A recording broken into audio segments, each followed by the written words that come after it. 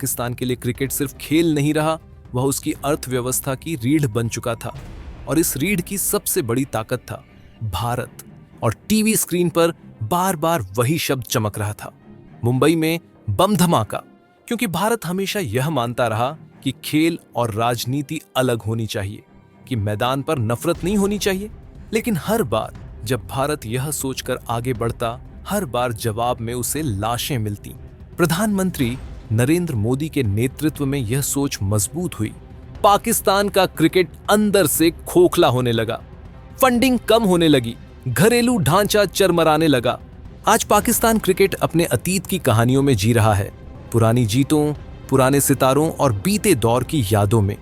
जबकि भारत आगे बढ़ चुका है, नए रिकॉर्ड, नई पीढ़ी और एक ऐसी ताकत के साथ जो सिर्फ मैदान पर नहीं बल्कि मेज पर भी खेल का रुख तय करती है। 26 नवंबर 2008 मुंबई की वह सुबह किसी आम सुबह जैसी नहीं थी। हवा में समुद्र की नमी के साथ बारूद की गंध घुली हुई थी। सड़कें जाम थीं, लेकिन वजह ट्रैफिक नहीं था, वजह वह डर था जो हर चेहरे पर लिखा था। सायरनों की आवाजें इमारतों से टकराकर लौट रही थीं और टीवी स्क्रीन पर बार बार वही शब्द चमक रहा था, मुंबई में बम धमाका, एक और धमाका, एक और लाश, एक और शहर जो खून से लाल हुआ था। और एक बार फिर भारत यह समझ चुका था कि यह कोई अकेली घटना नहीं है, यह एक सिलसिला है। लोगों की भीड़ जमा थी, कोई फोन पर अपनों को ढूंढ रहा था, कोई खामोशी में खड़ा था और कोई गुस्से से दांत भींचे यह सवाल अपने अंदर दबाए खड़ा था कि आखिर कब तक। क्योंकि यह पहली बार नहीं था और शायद आखिरी भी नहीं। और इसी देश में, इसी माहौल के बीच कुछ ही दिनों बाद वही लोग टीवी के सामने बैठने वाले थे, तिरंगा ओढ़कर, हाथों में चाय लिए, दिलों में जोश लिए, भारत बनाम पाकिस्तान का मैच देखने। भारत पाकिस्तान का मैच यहां सिर्फ क्रिकेट नहीं होता, ये एक भावनात्मक युद्ध होता है। गली मोहल्लों में शोर, सोशल मीडिया पर बहस, ऑफिसों में छुट्टी की बातें, जैसे पूरा देश कुछ घंटों के लिए सांस रोककर बैठ जाता हो। और यह उत्साह हमेशा से रहा है, चाहे हालात कैसे भी हों, क्योंकि क्रिकेट भारत में धर्म से कम नहीं माना जाता। और पाकिस्तान के खिलाफ तो यह जुनून कई गुना बढ़ जाता है। लेकिन सवाल यह था कि क्या हम यह देख रहे थे कि इस जुनून के पीछे कौन खड़ा है। पाकिस्तान के लिए क्रिकेट सिर्फ खेल नहीं रहा, वह उसकी अर्थव्यवस्था की रीढ़ बन चुका था। और इस रीढ़ की सबसे बड़ी ताकत था भारत। क्योंकि जब भी भारत पाकिस्तान मैच होता तो पाकिस्तान क्रिकेट बोर्ड के खाते भर जाते थे, ब्रॉडकास्ट डील्स आसमान छूती थीं, स्पॉन्सर लाइन में खड़े रहते थे और पूरी दुनिया उस मुकाबले को बेचने में लग जाती थी। क्योंकि भारत की आंखें, भारत का पैसा, भारत का दर्शक, यही वह ईंधन था जिससे पाकिस्तान का क्रिकेट चलता था। लेकिन यही वह पैसा था जिसकी परछाई भारत की गलियों में बारूद बनकर गिरती थी। क्योंकि यह कोई छुपी हुई सच्चाई नहीं थी कि खेल से आने वाली कमाई और आतंक के बीच एक खामोश रिश्ता बना हुआ था, जहां क्रिकेट का चेहरा साफ दिखता था, लेकिन उसके पीछे छिपा हाथ खून से सना होता था। और यही सबसे खतरनाक बात थी कि एक तरफ मैदान में बल्ला घूमता था और दूसरी तरफ सीमा पार ट्रेनिंग कैंपों में हथियार। भारत ने यह सब देखा, झेला, सहा और फिर भी खेलता रहा।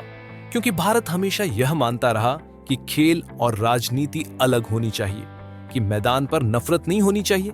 लेकिन हर बार जब भारत यह सोचकर आगे बढ़ता, हर बार जवाब में उसे लाशें मिलती। कभी संसद पर हमला, जहां लोकतंत्र की सांसें चलती हैं, कभी मुंबई की सड़कों पर गोलियां, कभी होटल, कभी रेलवे स्टेशन, और हर बार वही कहानी, वही दिशा, वही सीमा पार की साजिश। संसद पर हमला सिर्फ इमारत पर हमला नहीं था, वह भारत के आत्मसम्मान पर हमला था। यह संदेश था कि हम तुम्हारी व्यवस्था को चुनौती दे सकते हैं। और भारत ने जवाब दिया, लेकिन संयम के साथ। क्योंकि भारत जानता था कि जल्दबाजी अक्सर दुश्मन का हथियार बन जाती है। और यही संयम आगे चलकर सबसे बड़ा वार बनने वाला था। मुंबई हमले ने भारत की आत्मा को झकझोर दिया। निर्दोष लोग, खुलेआम गोलियां, कैमरों के सामने मौत, और पूरी दुनिया देख रही थी। लेकिन उस दर्द के बाद भी क्रिकेट चलता रहा, मैच होते रहे, तालियां बजती रहीं, जैसे हम खुद को यह समझा रहे हों कि अगर खेल बंद हो गया तो शायद हालात और बिगड़ जाएंगे। लेकिन सच्चाई यह थी कि हालात पहले ही बिगड़ चुके थे। फिर कश्मीर की वादियां, जहां हर पत्थर गवाही देता है, जहां हर मां की आंखों में डर है और जहां हर जवान ये जानकर ड्यूटी पर जाता है कि शायद वापसी न हो, और फिर एक के बाद एक हमले और हर हमले के बाद वही सवाल, क्या ये सब यूं ही चलता रहेगा? क्या खेल चलता रहेगा और खून बहता रहेगा? और जब भारत ने बालाकोट के बाद यह दिखा दिया कि अब जवाब बदला है, अब नीति बदली है, तब यह साफ हो चुका था कि कहानी एक मोड़ पर आ गई है। क्योंकि अब यह सिर्फ आतंक के खिलाफ लड़ाई नहीं थी, यह उस पूरी व्यवस्था के खिलाफ लड़ाई थी जो एक तरफ खेल के जरिए पैसा कमाती थी और दूसरी तरफ उसी पैसे की आड़ में भारत को लहूलुहान करती थी। भारत ने तब भी कोई घोषणा नहीं की, कोई शोर नहीं मचाया, लेकिन देश के भीतर कुछ बदल चुका था। जनता का धैर्य टूट चुका था और यह साफ महसूस होने लगा था कि अब सवाल ये नहीं है कि अगला मैच कब होगा, सवाल यह है कि क्या अब खेल पहले जैसा रहेगा। जब देश के भीतर यह एहसास गहरा होने लगा कि अब सिर्फ जवाब देना काफी नहीं है, बल्कि व्यवस्था बदलनी जरूरी है, तभी सत्ता के गलियारों में भी वही बेचैनी दिखाई देने लगी जो सड़कों पर महसूस की जा रही थी। क्योंकि यह साफ हो चुका था कि यह लड़ाई सिर्फ सीमा पर तैनात सैनिकों की नहीं है, यह उस पूरे ढांचे की है जो सालों से भारत के धैर्य को उसकी कमजोरी समझता रहा था। और इसी बिंदु पर भारत सरकार का रुख पहले से कहीं ज्यादा कठोर और स्पष्ट होता चला गया। प्रधानमंत्री नरेंद्र मोदी के नेतृत्व में यह सोच मजबूत हुई कि अगर सामने वाला देश हर चेतावनी के बाद भी नहीं रुकता, अगर हर शांति प्रस्ताव को अपनी सुविधा के अनुसार इस्तेमाल करता है और अगर हर अंतर्राष्ट्रीय मंच पर दोहरा चेहरा दिखाता है, तो फिर उसे उसी भाषा में जवाब देना होगा जो उसे सबसे ज्यादा समझ आती है, न गोलियों से बल्कि नुकसान से, न युद्ध से बल्कि अलगाव से। और यहीं से यह साफ संकेत गया कि अब पाकिस्तान को वैसा भारत नहीं मिलने वाला जो हर बार खेल को राजनीति से अलग रखकर आगे बढ़ जाता था। सरकार ने कोई लिखित आदेश जारी नहीं किया, कोई आधिकारिक बयान नहीं आया, लेकिन संदेश इतना साफ था कि उसे दोहराने की जरूरत नहीं पड़ी। क्योंकि भारतीय क्रिकेट बोर्ड को यह समझ आ चुका था कि अब निष्क्रिय रहना भी एक तरह की भागीदारी मानी जाएगी। और यही वह क्षण था जब बीसीसीआई ने मैदान के बाहर सबसे बड़ा मैच खेलने की तैयारी शुरू की। एक ऐसा मैच जिसमें दर्शक नहीं थे, कैमरे नहीं थे, लेकिन दांव पर एक पूरे देश का क्रिकेट था। बीसीसीआई की योजना शोरगुल वाली नहीं थी, न कोई घोषणा, न कोई धमकी, क्योंकि असली रणनीति वही होती है जो सामने वाले को देर से समझ आए। और सबसे पहले द्विपक्षीय सीरीज पर पूर्ण विराम लगाया गया। फिर धीरे धीरे पाकिस्तान को उस वैश्विक क्रिकेट नेटवर्क से अलग किया जाने लगा जिसकी धुरी भारत बन चुका था। क्योंकि जहां भारत होता है वहीं पैसा होता है, वहीं दर्शक होते हैं और वहीं भविष्य बनता है। आईसीसी की बैठकों में भारत ने अपनी स्थिति स्पष्ट रखी, लेकिन बिना आक्रामक शब्दों के, सिर्फ तथ्यों के साथ, सुरक्षा के सवाल के साथ। और इसी वजह से पाकिस्तान की हर कोशिश खुद को पीड़ित दिखाने की, क्रिकेट को शांति का प्रतीक बताने की, कागजों में ही दबकर रह गई। क्योंकि जब किसी देश का अतीत उसके वर्तमान से ज्यादा बोलने लगे तो दलीलें खोखली लगने लगती हैं। पाकिस्तान क्रिकेट बोर्ड को शुरुआत में लगा कि यह सब अस्थायी है, कि कुछ समय बाद हालात सामान्य हो जाएंगे, कि भारत आखिरकार लौटेगा, क्योंकि पैसा दोनों को चाहिए, दर्शक दोनों को चाहिए। लेकिन उन्हें यह समझने में वक्त लगा कि भारत ने इस बार वापसी का कोई रास्ता छोड़ा ही नहीं था।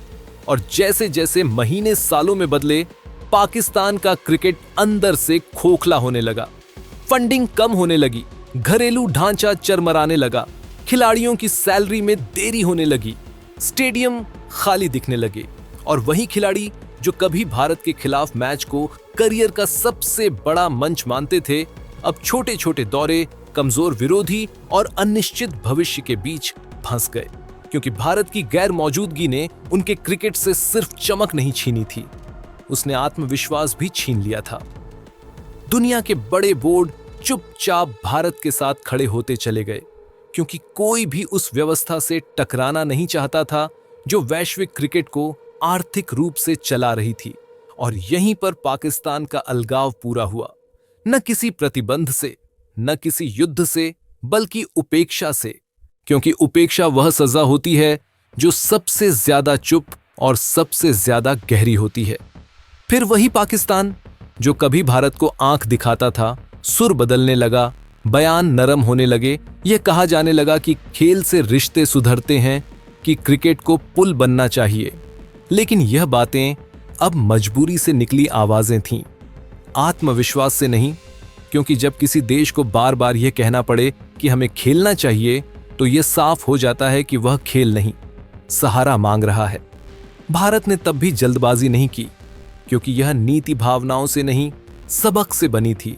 और प्रधानमंत्री मोदी के द्वार में यह संदेश साफ था कि अब रिश्ते शर्तों पर बनेंगे, आदतों पर नहीं।